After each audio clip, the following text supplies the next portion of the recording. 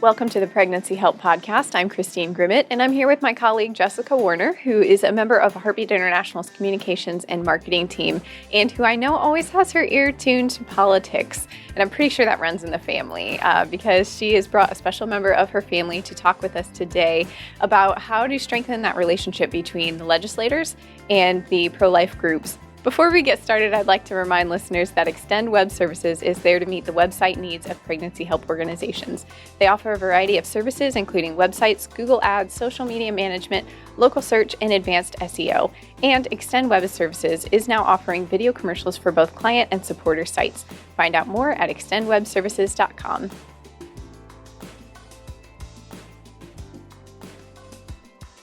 All right, Jessica, who have you brought into the Heartbeat studio today? Yeah, I've brought someone very special to me. Actually, is my dad, former state representative Kyle Koehler.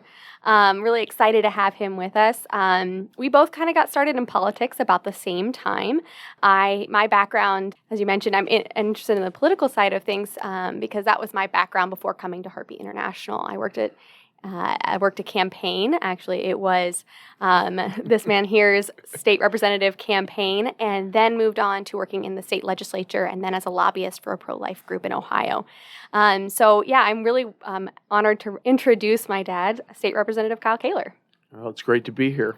It has been a long time. We started about 2009, 2010, started looking at things. People started encouraging me to run for office, and I always say if it wasn't for my family, my wife and my kids and this young lady here, I wouldn't be in politics. Yeah. It was a really exciting time getting started. And so he served for 8 years in the state house, and who knows where else we might be taken. But for now, we're going to have a cool time talking about what it's like to be in the legislature, what pregnancy help organizations can do to connect with their legislators from that perspective. Obviously, you have a very favorable opinion of pregnancy help. What is your kind of relationship with pregnancy help organizations? Well, I think back to 1993, almost 30 years ago, that we first got involved with what at that time was the Crisis Pregnancy Center in Springfield, and how we got involved. As a matter of fact, I think it was when you were born, and we got some gifts at a baby shower, and it wasn't exactly the stroller that my wife wanted, and so we thought about, well, what are we going to do with this? That's not the one you want. You want the Cadillac version. Let's give this to the Crisis Pregnancy Center. And I can remember at that point praying with my wife, and we decided, you know what? Why are we giving the Crisis Pregnancy Center the leftover, the one that we don't want? So I actually had my wife go out and she bought 2 of the strollers that she wanted, and we donated the nice stroller. And that was really our first introduction to the pregnancy center in our area, and we've been supporters for 30 years since then. Mm-hmm. That's wonderful. It's such a there's so many different ways we come into interacting with pregnancy help organizations. And obviously not every single politician out there is connected with pregnancy help from such a beginning stage, but obviously you understand the work that pregnancy help organizations do, and we're able to bring that somewhat into your work. So I guess my next question is, how does your pro-life convictions and how do those tie into your background with pregnancy help, tie into your work in the State House? Well, I think a lot of times being a pro-life legislator, the one argument we hear more than anything is that you don't care for the baby outside the womb. And more and more we hear that argument, especially since things have changed politically over time with the Supreme Court ruling. That's become the focus, is do you care about the baby outside the womb? And my experience with the Pregnancy Resource Center in Springfield and Clark County has been one that's been we've been intimately involved. Obviously, my wife was on the board for 6 years. She was the chair of the board for 3 years. She timed out. They only allow you on the board for so long. So I am intimately involved with what happens at the pregnancy center. So I know what's going on there. A lot of my colleagues don't. I'm a manufacturer by trade, so there are things that I know about. When you go to the State House, you have to become an expert in so many things so quickly, whether it's in the medical field or with prisons or with laws that are being passed. We need help understanding that. I was blessed to have some background with Pregnancy Resource Center in my area and other pregnancy help organizations. So that was a blessing. But many legislators are experts in many other things. Some of them are former policemen, some of them are lawyers, some of them are businessmen, insurance salesmen. There's one legislator right now, I think he was a football official, so a referee. Yeah, lots of backgrounds there. Yeah, lots of different backgrounds, all of them from the communities that we all live in, but none of them have an expertise in all those subjects. So when it comes to pregnancy help organizations, that's maybe a different ball of wax for them. And so as pregnancy help organizations are coming maybe to the legislature for the first time, because as you mentioned, obviously with the overturning of Roe, this really going to the states as the state-by-state decisions, and as the question is coming up of what are these legislators doing to help women specifically, what are these states doing to help women? The focus, as we've seen, has really come towards pregnancy help organizations. Right. And I think it's more vital than ever that pregnancy help organizations are able to answer that question and ensure that their legislators are equipped to answer that question, whether they be, pro-life or and not. that goes back to what we said originally is how are we caring for the mother? How are we caring for the baby? How are we caring for the fathers of these children? And a lot of times the legislators hear the other side talk about the fact that you only care about the baby in the womb, you don't care about the baby afterwards. And then the biggest thing they can do is educate these legislators on the fact that you are doing more than just looking to save the baby. You are helping the fathers, you are helping the mothers.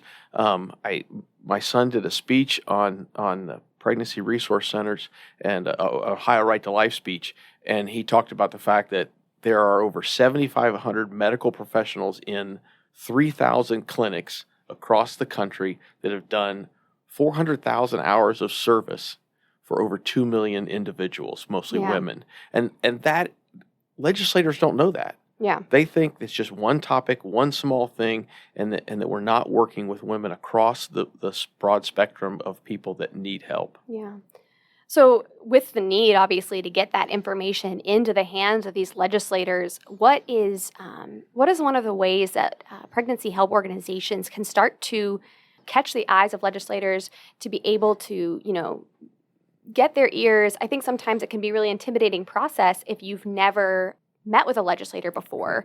And I think it's sometimes we have to dispel the myth that legislators are these like really special people that are really difficult to get to know or obviously I'm sitting across the table from somebody who knows exactly the opposite of that, and knows me as dad. The fact of the matter is, legislators, for the most part, 99% of them are just normal people who've answered the call to represent the people in their district. They may have leanings or not have leanings in certain areas, especially when it comes to pro-life. But the fact of the matter is, they're just normal people. They bleed just like everybody else. They still have red blood in them. They're no different. But the fact of the matter is, a lot of times, they're more afraid of the individual coming to them than the individual is of the legislator.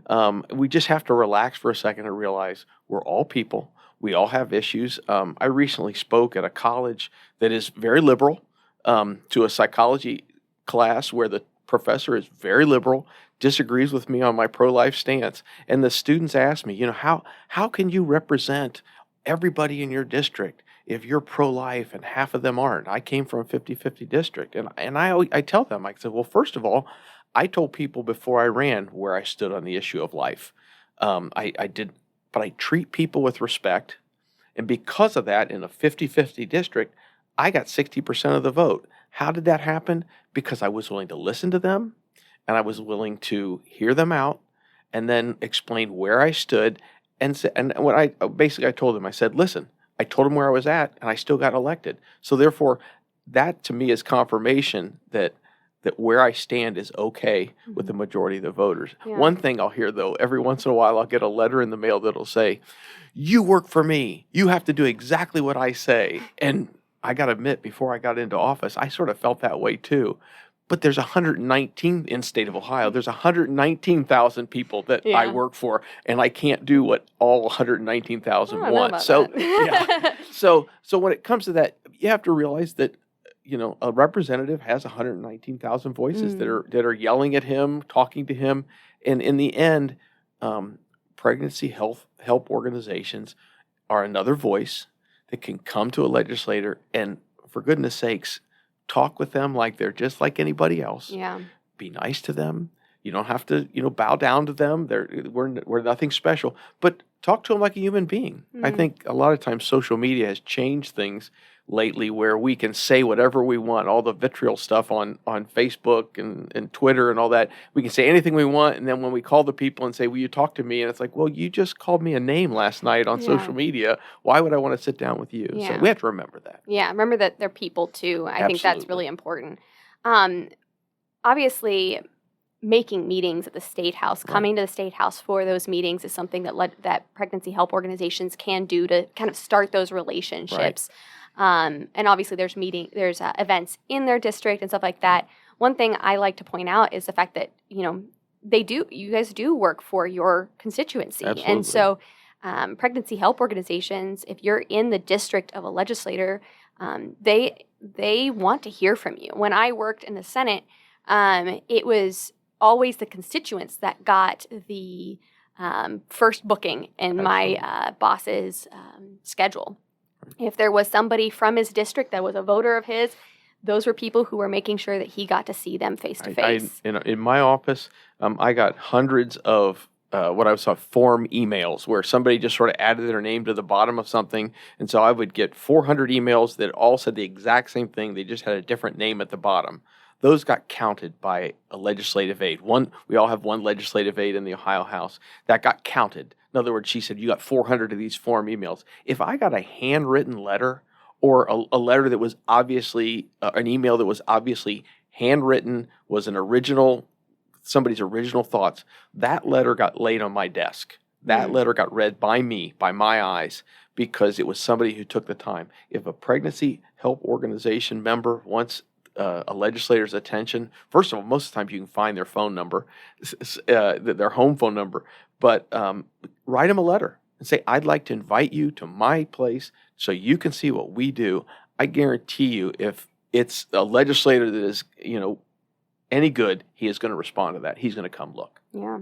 Yeah, that's, I guess, goes into another one of my questions. What are some ways to catch the eyes of legislators? Sometimes I think when you go maybe on a super busy day, it can feel like they're just churning out 15-minute meetings sometimes. What is something that you can bring to those meetings, whether it be physical or a story? Are there like certain numbers or handouts? What kind of things make it easier for you to understand what those pregnancy centers or any kind of group is wanting to talk about? What catches your eye? Yeah, well, I was just talking about the statistics about what happens in the nation with 400,000 hours.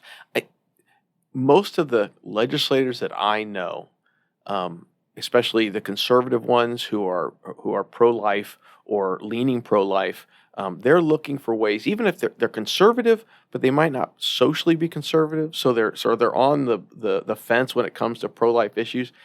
They want to hear how a pregnancy help organization is doing the work that others think the government should do. I don't know if that that makes sense, but I'm a limited government type person. If you come to me and say, we don't need any tax dollars. We don't need any, we just need the government to allow us to do this kind of work and not get in the way so that we can help individuals who are in crisis. Because a lot of times, folks want the government to fix everything.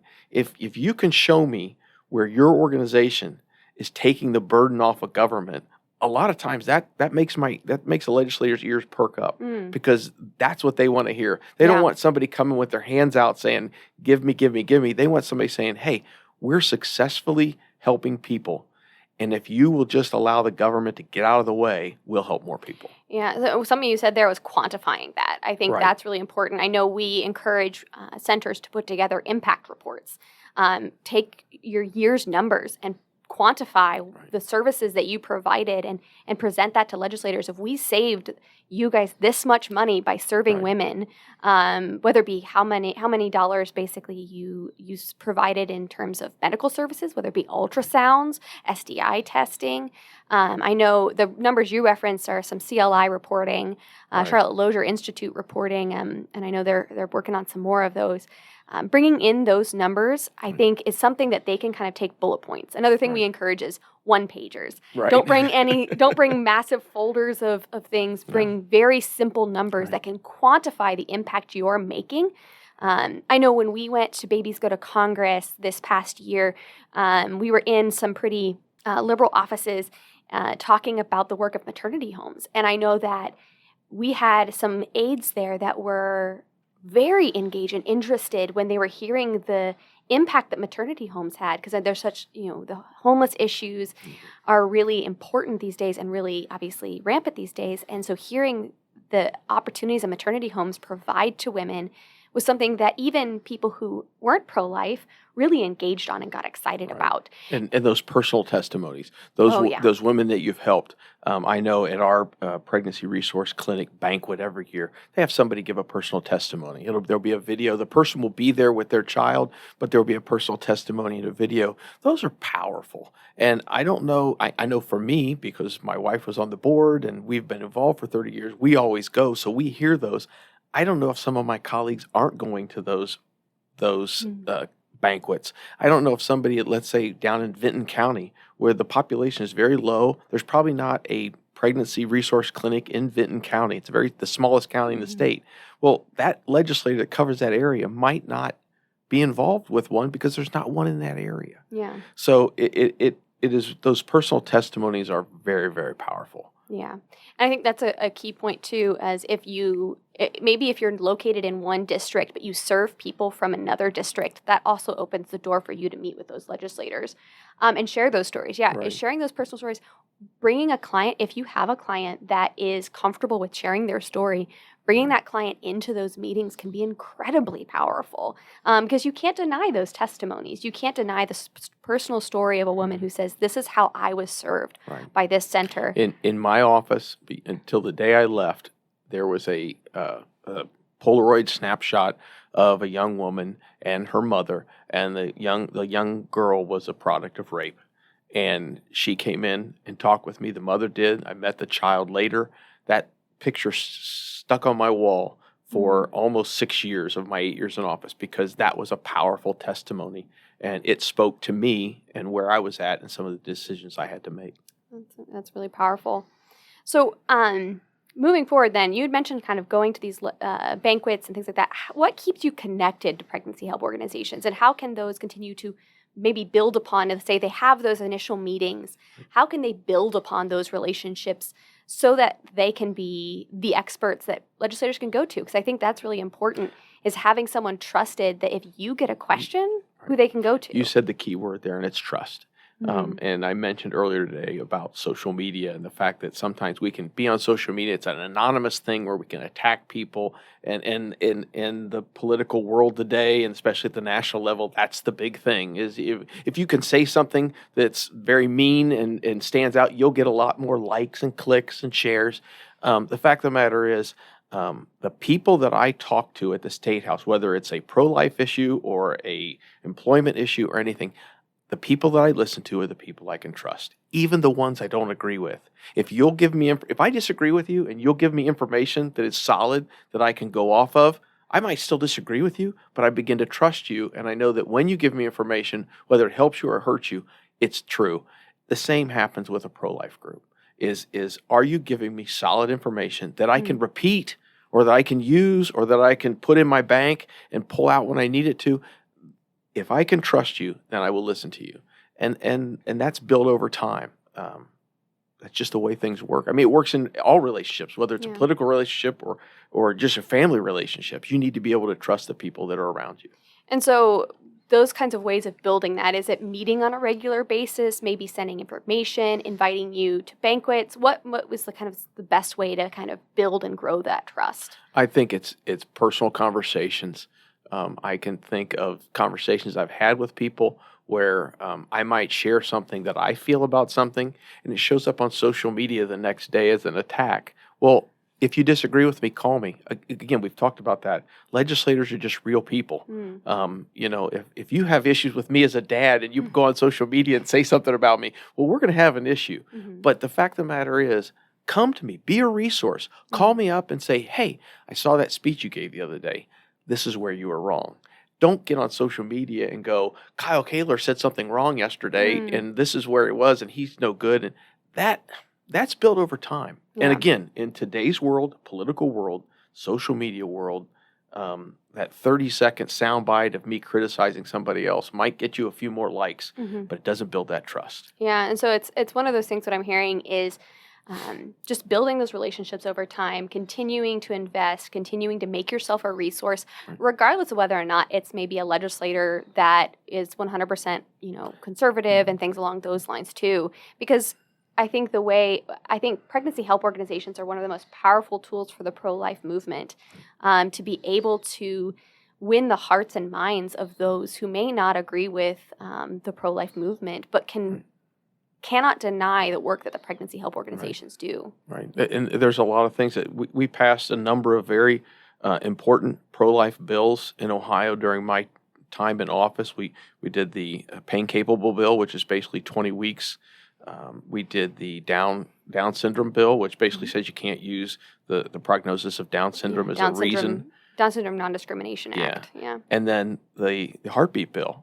All of those, some of my colleagues who, and a few of them voted no on some of those because they didn't have the exception for rape or incest. And I saw pro-life groups attack them for not voting for the bill because it didn't have the exception. And I always looked at those groups and said, well, wait a minute. The pain-capable bill has a 20-week exception in it. The heartbeat bill is 6 to 8 weeks. It has a 6 to 8 week exception in it. So technically, somebody could have attacked me and said, Kyle, you support abortion under 6 weeks. Kyle, you support abortion under 20 weeks. They could have attacked me. Well, we have to realize that not every legislator comes from an area. We talked about the 119,000 people that they represent. They come from areas where a majority of the people aren't pro-life. They aren't as conservative as I am. If I went into that district, I wouldn't be elected. Does that mean they should attack that person for representing their district well? No. It means you need to go to them.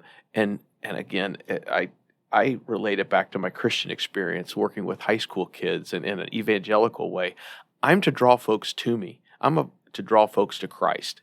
And the fact of the matter is, as pro-life pregnancy help organizations, you can draw your legislator towards you. You can do it by attacking them. That never works. Or you can go to them and say, hey, listen, I saw you voted this way on this bill. Let me tell you about how it would have helped if you would have voted the other way. Don't attack them. Talk with them. Educate them. Help them. If you attack me, the last thing I'm going to do is listen to you. Yeah. And it's about that being winsome and being able to provide education. And I think pregnancy help organizations are uniquely placed in a situation where they can provide that education and that real world impact of the hands and feet of the pro-life movement, and how they are offering those services and serving those women that are in need every single day. In a sense, you're there to educate what's really happening at ground zero. You're not. You shouldn't be doing the crazy stuff that everybody else is doing with legislative advocacy and things like that. Pregnancy help organizations are indeed the hands and feet. They're the people at ground zero. They can help show the legislator what's really happening on a personal level. And different centers and will choose to be active in different ways. Obviously, each state is having a very different. We have the life states and abortion states and the battleground states, and each of them are having very different situations. Maybe you don't have a life-affirming or pro-life legislator in your area. Maybe you have a lot of legislators who don't agree with you. Maybe you're in a situation where you can advocate for pro-life legislation. I know in Ohio we have a lot of different things, especially ballot initiatives going on that we've seen happen in places like Michigan and Vermont and California that impacts the work of pregnancy help organizations. Or we have states like Illinois that are working on legislation to regulate the work of pregnancy help organizations and try to shut them down, as Colorado also has. And so it's very different, obviously, for each state, depending on where you're at. But it is important that they get involved. And the areas of the state. Yeah. I mean, in Cleveland, Columbus, and Cincinnati, you're going to have a lot more folks that are pro-abortion legislators. Well, what would happen if the Pregnancy Resource Center in Cleveland, even though they have a Democrat pro-abortion legislator, what would happen if they invited them? Just say, you know what? We know you disagree with us, but we'd love to show you what we do. We're not going to judge you. We're not going to, try to trap you in a video or anything like that. We just want to show you what we do. Come and just see what we do and leave. Yeah. That's all I'm asking. What would happen? Yeah. And I think that's something we've seen make an impact again and again through programs like our Babies Go to Congress event that we do every year, which we'll be doing again next year. Always love to have you guys join in on. But yeah, that's something that's really important. I just got one more question. What is compelling and makes you stop and think as a legislator? I know obviously you're getting bombarded with information all day. As we talked about, Right. You're getting lobbied from every angle because you need information from everyone. What is something that kind of catches your attention and makes you stop and think when you're going through the day? Well, first of all, let me address what you said about you're getting lobbied from every angle. I often go back to a farmer who once came to me and said, "I hate those lobbyists. Lobbyists are horrible, blah, blah, blah." And I said, "Well, you're a member of the Ohio Farm Bureau, aren't you?" And yes, I've always been a member. They're a great group. I said, "Well, they are a lobbying group." And a lot of times lobbyists get a bad rap, and maybe some of them should. But the fact of the matter is usually a lobbyist is working for an organization, a group of people, whether it's realtors that come together, restaurant owners that come together, grocers that come together. It's just, or farmers that come together and say, "Hey, we need somebody to go speak in Columbus to our legislators for us." So lobbyists, in a sense, are just normal people that are hired by a group that says, "Hey, we have this interest. We'd like you to go advocate for us." And when you go, you'll have the voice of 100,000 farmers or 100,000 retailers. And if you go on your own, you're a grassroots lobbyist. Yes, yeah. There's no different. So the fact of the matter is, a lot of times as a legislator, you do get the attention of a lobbyist who's representing, 1,000 realtors in the state of Ohio. Pregnancy help organizations are no different. There are good lobbyists for those groups.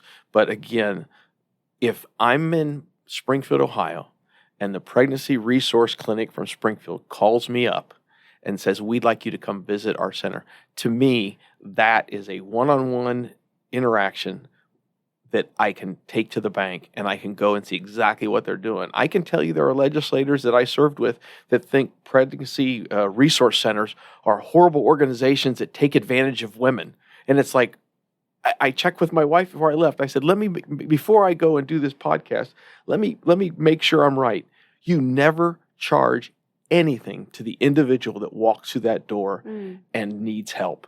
That is in crisis and needs help. Never. As a matter of fact, we give them everything. I mean, the tests, the ultrasounds, the prenatal vitamins, they are all given without cost. There are legislators that don't know that. Yeah, I think it's important. I think sometimes, especially when we're working inside the pregnancy help movement, those things can be common sense to us. And we don't realize that that's not known, especially, I think there can be misconceptions that even the conservative legislators know that or should know that. But let's never take for granted the fact that they do, because so That's many correct. of them, maybe with the best intentions, they're not experts in this. They've not been involved for 30 years. No. They need to be told, and you're the best person to tell them because you're truly the expert in their area. And if you understand with that confidence that you are the expert and you are the resource, that's just a wonderful opportunity for you to be that resource to that legislator who, especially those new ones, really need help knowing up from down sometimes and need to know who they can go to in their communities to better understand their communities. Right. So you can be that, and that's just such a wonderful opportunity. Right. And I always go back to my first couple weeks in office back in 2015. You're aware of this too, but I would sit in my office that first month, and literally every day from 8 a.m. until 4 o'clock, I had a meeting every half hour on the half hour with a different group or a different person coming in. And by the end of the day, your mind is buzzing. By the end of 3 or 4 weeks, you're just dazed at the number of different people that want your attention. And the fact of the matter is, if I have a one-on-one conversation with somebody in my district, that sticks with me more than sitting in my office and having one person after another sit before me and tell me all their needs and all their wants and all. If you can come to me as a pregnancy help organization, and instead of saying, "This is what we need," saying, "Representative Koehler, Kyle, this is what we're doing in your community. This is who we're helping. We don't need anything. We just need government to stay out of the way and let us perform. Or maybe we need this law changed so we can do more of this. Again, a meeting in my district with a pregnancy help organization is going to be more powerful than anything else. That's wonderful. Well, thank you so much. I just want to bring up, obviously, I mentioned Babies Go to Congress a few times. If anybody is interested in that, we actually have a link in the notes to our interest form and more information about Babies Go to Congress. It's a really amazing program we've been doing for many years where we bring centers along with their clients and their clients' babies. Babies being anywhere from infant to adults, but being able to show the impact that pregnancy centers have had and meeting with their congressional members. Oftentimes we do that alongside the March for Life. There's some additional options. Maybe we'll be doing it at different times this year, leading up in June potentially. So please feel free to fill out that interest form. Let us know that you might want to be able to join us, and we'll follow up with you here shortly. All right, that sounds great. Well, thank you both so much. It's not often that we get a father-daughter duo in here for a podcast, so thanks for being the first with that. Of course, we're talking about this topic of public policy and pregnancy help organizations being involved because it is important that your voice is heard. So we actually have future podcasts planned on this topic, so stay tuned by subscribing. And thanks for listening to this episode of the Pregnancy Help Podcast.